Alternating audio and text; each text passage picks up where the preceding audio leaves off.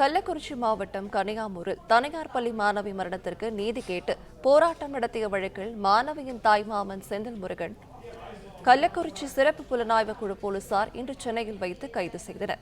இதுகுறித்த கூடுதல் விவரங்களை நம்முடைய செய்தியாளர் சத்தியமூர்த்தி வழக்கிட கேட்கலாம். சத்தியமூர்த்தி, வணக்கம். இது பற்றிய விரிவான விவரங்கள். வணக்கம். அதாவது கள்ளக்குறிச்சி மாவட்டம் சின்னசேலத்தை அடுத்து இருக்கக்கூடிய கனியாமூரில் உள்ள தனியார் பள்ளியில் +2 படித்து வந்த மாணவி ஒருவர் கடந்த 2022ஆம் ஆண்டு ஜூலை மாதம் 13ஆம் தேதி பள்ளி வளாகத்தில் மர்மமான முறையில் உயிரிழந்தார். இந்த மாணவியினுடைய மரணத்திற்கு நீதி கேட்டு அப்போது பல்வேறு அமைப்புகளைச் சேர்ந்த இளைஞர்கள் நடத்திய போராட்டமானது கலவரமாக மாறி வன்முறையில் முடிந்தது.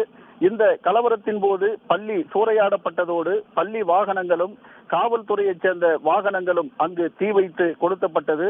இந்த சம்பவத்தில் மாணவி மர்ம சாவு குறித்து சிபிசிஐடி போலீசாரும் வன்முறை சம்பவம் தொடர்பாக சிறப்பு புலனாய்வு குழு போலீசாரும் வழக்கு பதிவு செய்து தொடர்ந்து விசாரணை நடத்தி வருகிறார்கள்.